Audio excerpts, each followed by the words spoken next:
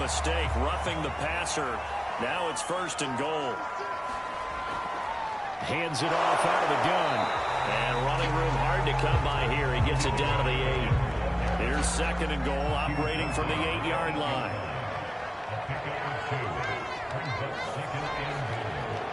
And now here's a carry heading left. And he's able to get it down to the 2-yard line. A nice run there as he picks up 6. It's going to be 3rd and goal now. This is kind of one of those in-between plays here, Charles, on 3rd and goal from the 2 or the 3 in that area. What do you dial up? Something quick hitting. You don't have the time for something that develops slowly. It's got to be right at them if you're going to run the football. And if you're going to throw it, something quick, get it out of your hands in a hurry.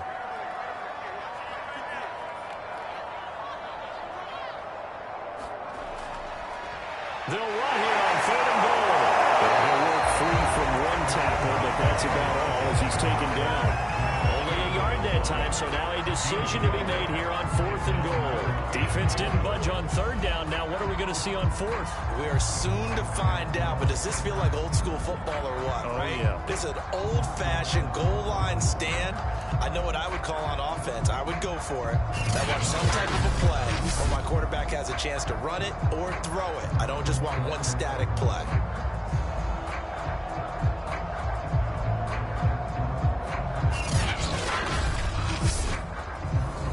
Out there is Rodrigo Blankenship in the field goal unit. From the right hash at a bit of a tight angle. Blankenship's kick is good. And they will get themselves on the board here at 14-3.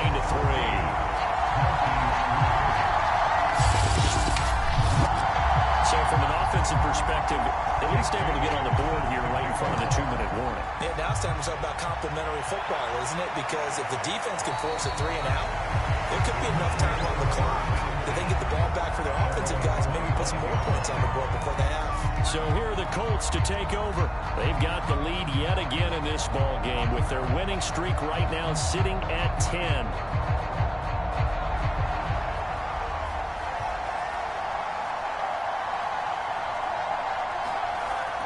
On 1st down, Queen. And he's got some space here. And he'll go out near midfield at the 49. The 71 yards rushing for him as he has been tough to stop here this first half. Well, he's broken off some big-time runs here in this first half. Yeah, and let's just face it. When you go into a game, you think you've got the plays that are going to work, but when you actually get out there and they're starting to happen, your confidence rises, and he's running with terrific ability right now. So one play, and they're already just shy of midfield. And here's a handoff out of the gun. Give him 5 on the carry there, and it'll be 2nd down. They don't need to run another play here before the 2-minute warning. Let's see if they do it anyway. To throw on 2nd down, Huntley. He's going to flip one out here to his running back. And he'll maybe get back to the line of scrimmage, but no more than that.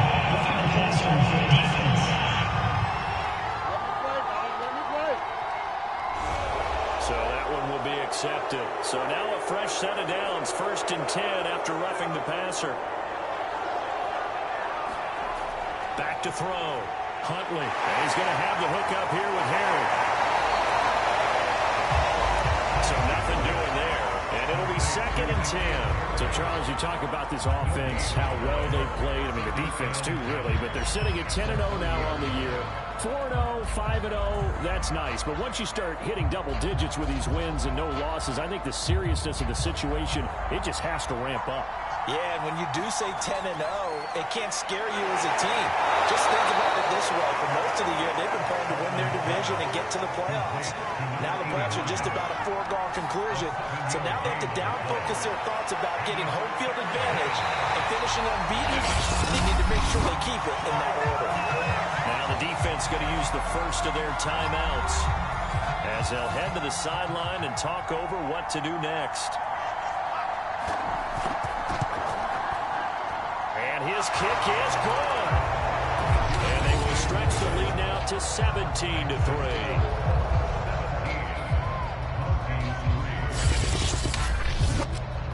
So he's he's been automatic to this point of the season, and he connects on the field goal there.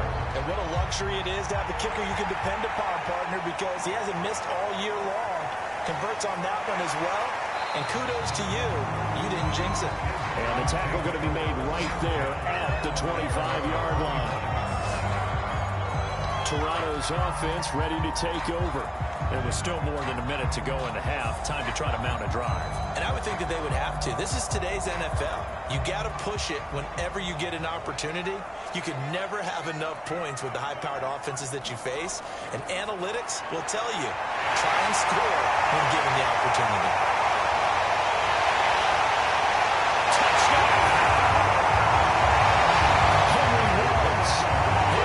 Touchdown of the season. And the Mounties get a late score here in the final minute of the first half.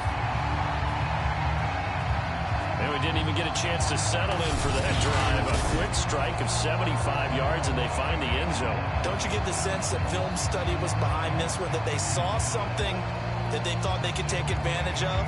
The key is calling it in the right situation, knowing when it exists to go to it. They did exactly that. They've got to feel really good about what they did in advance of this game. Just looking down at the sideline now, their defense is like, man, can you have strung that out just a few plays, give us a break, back out there. Hey, man, get that water break and get on out there and play. Extra point by Blankenship is up and good. And that'll cut the lead down to a touchdown.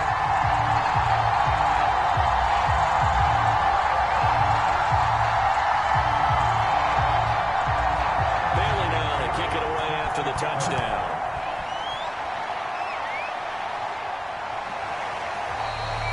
And it'll come out to the 25 as he will not attempt to return. A look at the running back, the man out of the backfield as he gears up to go again. And he's well on his way to a 100-yard game. He's already more than halfway there. We're only in the second quarter.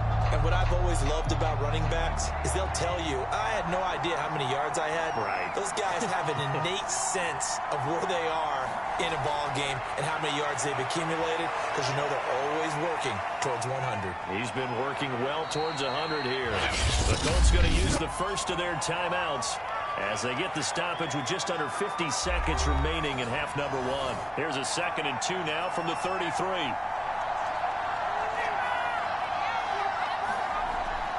Looking to throw. Huntley on the move to his left. He's still barreling through. Now the Colts going to burn the second of their timeouts as they stop it here with just under 40 ticks to go in this first half. Back-to-back good plays have them on the move on first down. Operating from the gun. Huntley. And he'll go down shy the 40 at the 41. He'll get 3 yards on the scramble there at second down. Looked at me like they adopted what my kindergarten teacher always said. If at first you don't succeed, try again. And finally, able to hold him in check. He'd been carving him up running the ball. That's the first time I think I've seen where the coverage was good downfield, and they accounted for him and stopped him for a short pickup. Yeah, I don't think it was a big adjustment, but much more emphasis on making sure they knew where he was when he decided to take off and go. It's complete to Caldwell. And they'll be inside the 35 now at the 34-yard line. A final shot before break. Huntley, hold in here, Caldwell. And he's going to get 7 out of this before being taken down at the 27. So we come to halftime here with the visiting Colts taking the lead to the locker room. As we'll head down to Orlando, that's where we find our man Jonathan Coachman at our EA Sports Halftime Report. Coach. All right, Brandon, we'll get back to you and Charles in a minute. First, let's give everybody a look at what's coming up this weekend as we start into the home stretch in Week 12 of the NFL. In the early window, we'll have our eye on that game in Jacksonville. The Jaguars going to need to be on their A game as they'll have to do battle with the Denver Broncos. In the late afternoon games, all eyes will be on Las Vegas, a glitzy matchup there, where it'll be the Raiders taking on the Las Vegas Raiders. And then lastly, on Monday Night Football, those fans will be riled up as it'll be a good matchup between their guys and what equates to be a very tough opponent. Meanwhile, in our game, it's been a back-and-forth first half. Who can put it together in the second half? For the answer, we turn it back over to our broadcast team of Brandon Godden and Charles Davis.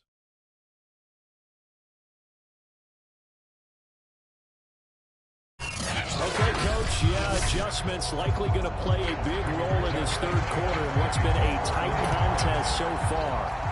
Second half ready to get underway. The Colts with a lead, and they will receive the football.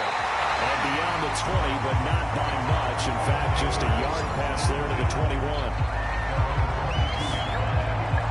And this offense set to go now to begin the third quarter. And they're on the short end of the scoreboard here. Charles, what adjustments, if any, do you think they need to make for the second half? Well, paraphrasing the gold medal hockey winning coach Herb Brooks, I just say you continue to play your game. Throw the ball. They had success doing it in the first half, so make sure you keep getting the ball to your playmakers a little bit more to the perimeter, perhaps. And he can't get rid of it. He's taken down. It'll only be a loss of a couple, but the pressure gets home on first down. And that'll be marked down as their first sack of the game. Well, they had 6 last week, and this offense did its homework, didn't it? Because they saw all that pressure, and they really worked hard to tamp it down and beat it back, and they did a great job in the first half. And now they've got their first sack here in the second half. Look out. They'll try to increase the pressure. Now, following the sack, they'll come up here on a 2nd down and 12. Back to throw. Payne. And that's hauled in by St. Brown over the middle. He'll be dropped at the 25 after a gain of 6.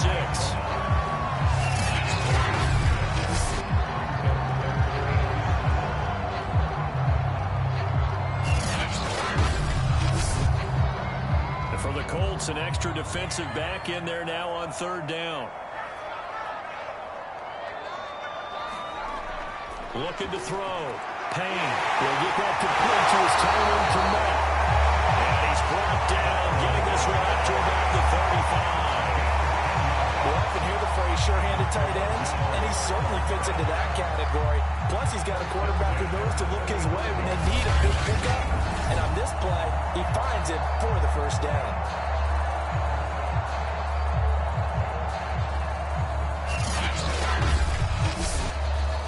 Ball up to the 35 now as they come up on 1st and 10. Back to throw. Payne. And the coverage terrific there as that's knocked down and incomplete.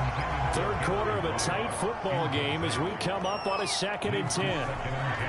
Going to give this time to the tailback. And able to get this one across the 45 before he's brought down. Running Leagues run a premium in the first half, but he's able to find some room there, and he's hoping that that's a precursor of a big second half.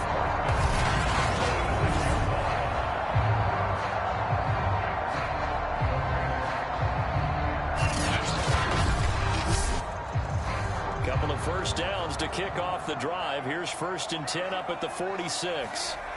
Looking to throw. Payne. And they'll get to him after a gain of 7 to the 47. And that was not a bad scramble there on first down. He didn't force it, nor did he throw it away. He was able to take off, and now he made it a very manageable 2nd and short.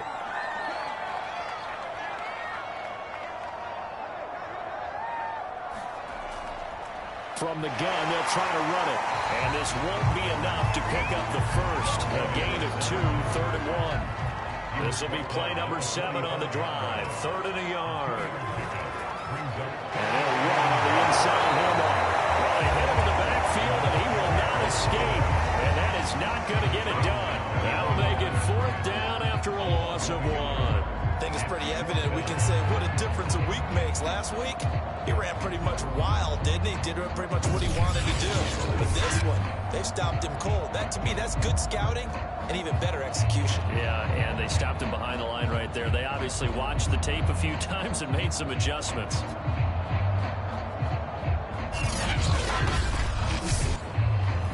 And they'll send out their punter now, as he should be able to pin him back deep here with his first punt.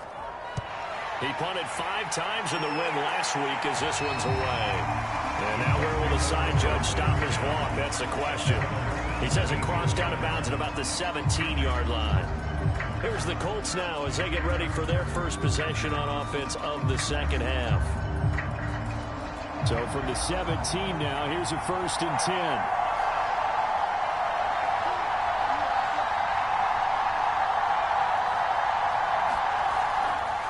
They'll start by running the option to run. And it's a fumble. And the defense has caught up with it.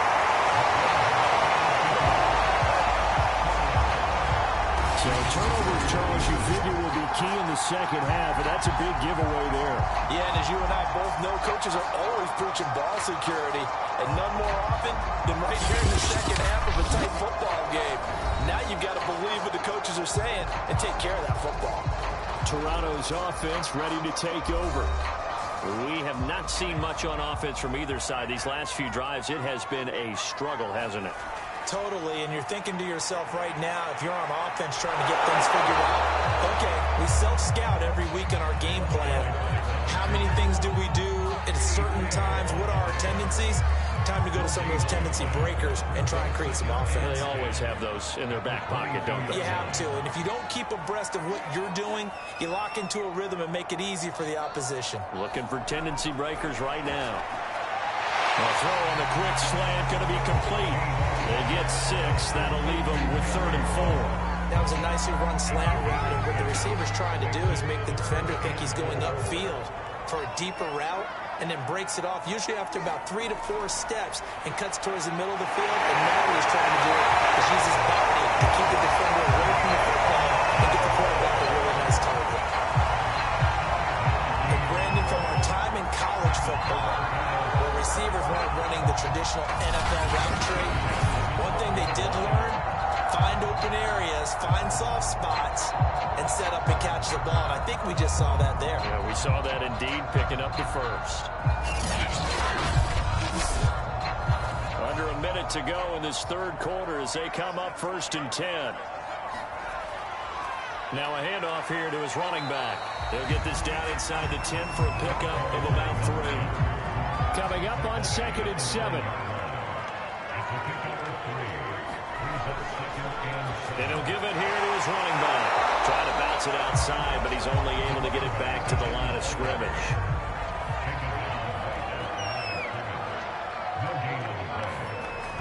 On 3rd down, Payne. They'll roll him out right. And a nice job there defensively to contain him and get him to the ground a few yards short of the 1st down marker. He'll wind up getting 4 yards there on his own, but it also brings up 4th down.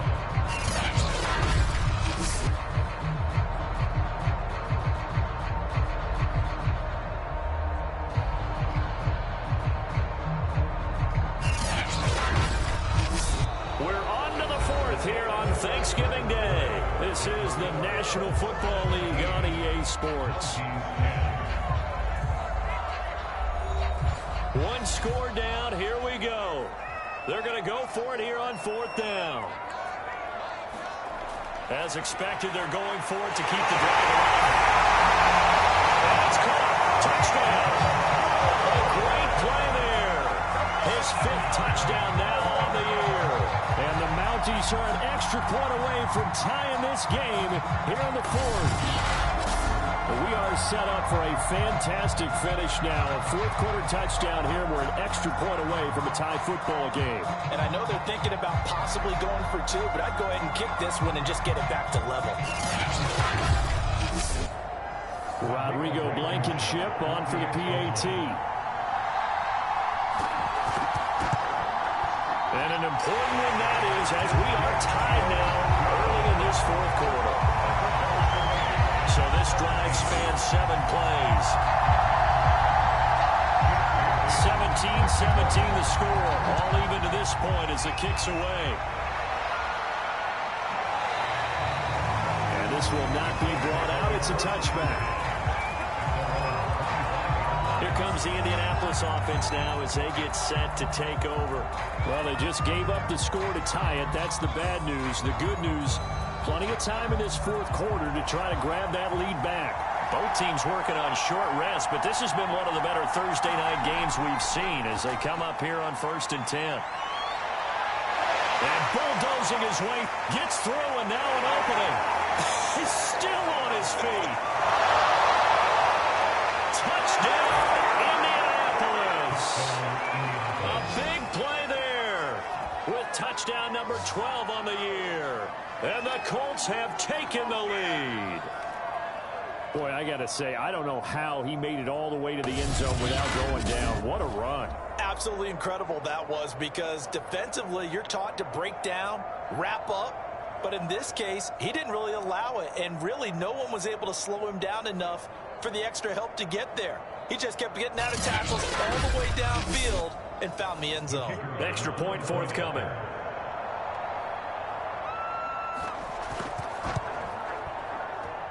And they will take a 7-point lead now. One of the shortest drives you'll ever see. One play, 75 yards, 6 points.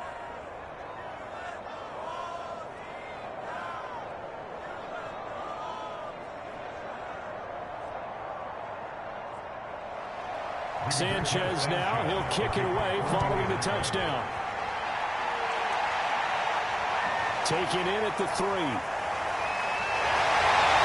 And up to about the 26-yard line, just across the 25.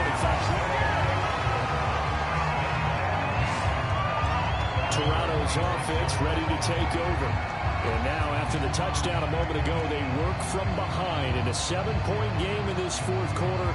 Plenty of time on the clock.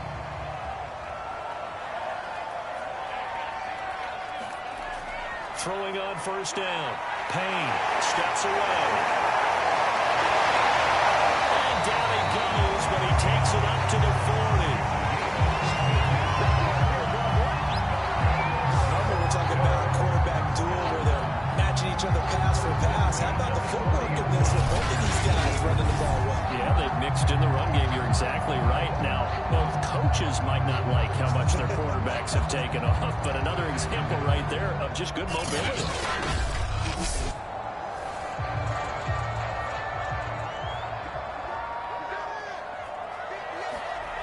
On first down, Payne. And the throw left sideline here is caught, but they'll rule it incomplete. Couldn't keep his feet in. Second down. Out routes are always timing routes, and if the timing's off just a little bit, it can really throw off a play. It looked like he let him a little too much there. Yeah, there was a fraction of a second because he caught it, just couldn't stay in bounds. He'll try again with the arm here on second down. And that one's going to be off target and incomplete.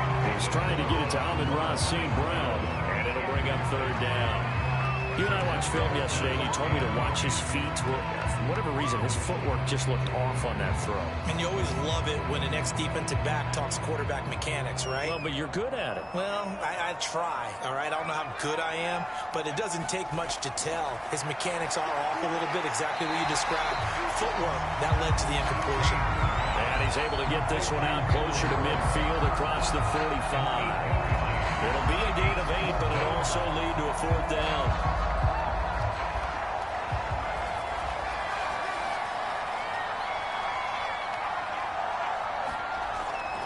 They'll try and run for it. And they'll work this down to the 40-yard line. Tackled there.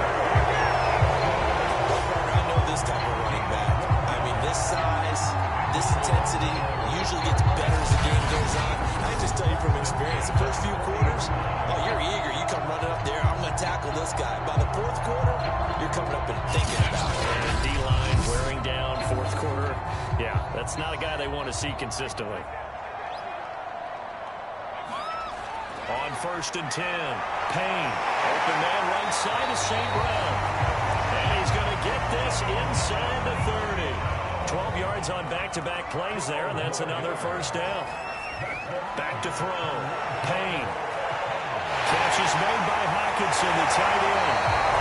And he's going to get a solid gain of 9 before being brought down. Second and right at a yard. Now they try the right side here. And he's brought down just outside of the 10 at the 11. The drive continues as they search for a tying touchdown. Here's first and 10. And to give this time to the tailback.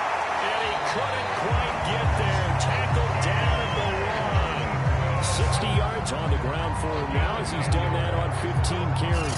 Consecutive plays now where that offensive line has really created a lot of space. And we've seen the confidence rise, haven't we? It borders on arrogance now, and that's that good arrogance, believing you can run the football whenever you get good and ready. A looming decision to make on the conversion, down 7, but first things first, they need to score as they come up on 1st and goal. Fourth quarter, down to the final 2 minutes, and we've got a one-score game. So it's our home team here in possession of the football as we come back. They come up on a 1st and goal with this game still hanging in the balance. And he gets halfway there, down to the 1-yard line. He's back to throw. It's a gain of a yard, and he will take this one in for a touchdown. Punching it in from a yard away. And the Mounties are an extra point away from tying this game here in the final minutes. Well, the hard part's done. Now they just need to split the posts, tie it up, but then their defense is going to have to hold up to send it to overtime. Yeah, no matter what. I know there's an inclination in it when you have momentum to go for 2 here, but if you miss it, you don't give your defense a chance at all. Plus, it's been a good game. I want to see overtime. I'm selfish. You obviously don't have a phone to catch. Tomorrow. Still an important piece of business to take care of, the extra point. And we are tied here in the 4th quarter. So that one a long 11-play drive. And it ends with a 1-yard touchdown run.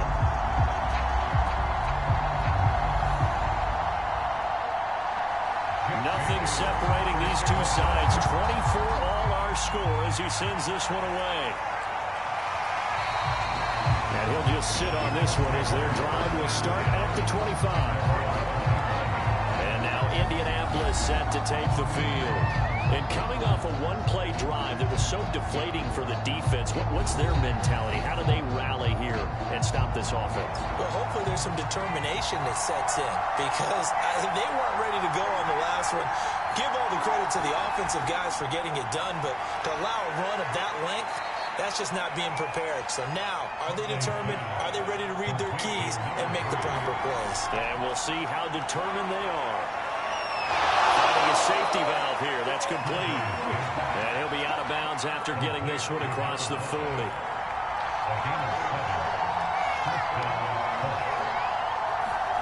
Huntley. Looking left side, and it's complete. And partner, in a tie game in the 4th quarter, you and I both know in the NFL, that's when you lean on your stars, and he came through with a nice catch right there.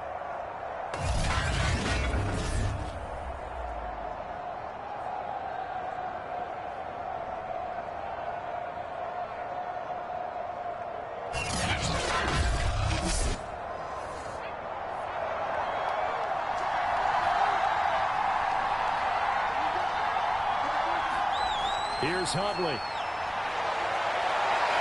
He finds his man, complete. It's Stevens. Touchdown, Indianapolis. A great effort there. His 5th touchdown now on the year. And the Colts answer back with a touchdown of their own to break our tie and take the lead here in the 4th.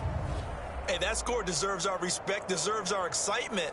But I'm looking at the clock, and I'm thinking, there's a long way to go in this one. Ideally, they would have liked to milk a little bit more time off. Now, on the other sideline, you start to get the crew together and say, this is what we practiced the 2-minute drill for, right? Yeah, you hope you've been in that situation before, and if you haven't, you just have the confidence, hey, let's go down there and get this thing done. But, boy, that's a big score right there to give them the advantage. Extra point right down the middle, and they will take a 7-point lead.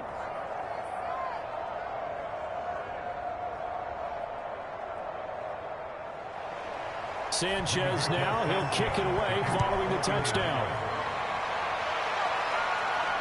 This will be fielded inside the 5. And not much happening on the return as he'll get this to about the 23. The situation for him offensively as follows. Down by 7. At time, a huge factor. They need a touchdown and the PAT to tie it as they come up 1st and 10. back to throw. Pass complete. It's Hawkinson. And he'll get this out to the 34-yard line. They'll look to throw. Sideline throw. It's complete. And a nice job there of keeping the toes in bounds. Back to throw. Toward the left sideline, but it's incomplete. Now we're in the situation where the quarterback's got to take full charge of his home. Got to totally command it, make sure all eyes are on him. All focus is locked in. Got to call multiple plays and go over different situations and scenarios to make sure everyone is on the same page. Got his connection, complete to Ruggs. Now the offense going to use the first of their timeouts as they'll stop it with 25 ticks remaining on the clock. He'll look to throw. Open man is connect, the tight end. Now another timeout called for by the offense as the clock will stop with 21 seconds to go in the football game. They'll stick with the passing game as he looks to throw. Completes this out left to Ruggs. And he is out of bounds, but not before he's inside the 30. They got exactly what they wanted there. Out route, catch, get out of bounds, stop the clock. And I have to criticize defense here because you know the situation. You want to keep them inbounds and have the clock run. So I'm sitting on the outside portion of the field and not letting them throw an out route. Throw anything inside and I'll make the tackle. An out route? That's not the way you're supposed to play. The drive continues as they search for a tying touchdown. Here's 1st and 10. Looking to throw. Payne. And the throw left sideline here is caught, but they'll rule it incomplete. Couldn't keep his feet in. 2nd down. Back to throw now on 2nd and 10. Now the incomplete with 9 seconds now showing on the clock. This offense was on the move. Now 2 straight incompletions. Have them looking at 3rd and 10. Out to his left. Get him to the ground, and he has another 1st down at the Colts' 12-yard line. And we will get a timeout with 2 ticks left. One final shot. They'll look to throw. And this is incomplete. So no miracles here on the final play. And this ball game is over. Well, Charles, exciting to the very end. That's what we just saw in this game. Final play there, had it in the red zone, but anytime you're outside of the 10, that's tough. Try to draw the final play to get in, and they couldn't do it. It certainly is. So what they were looking for was, extra time. Too bad it's not FIFA soccer, right, where you get a little bit of extra and you get a chance to run a couple more plays and maybe get closer and take that last shot into the end zone. So for Indianapolis, the perfect season remains intact as they move to 11-0 on the year. And they'll get a few extra days to get ready for next week. Meanwhile, for the home team here, we'll see how this affects their playoff standing as they fall to 7-4 now on the year. And they'll be off to Minneapolis next week for a look at new U.S. Bank Stadium and a date with the Vikings.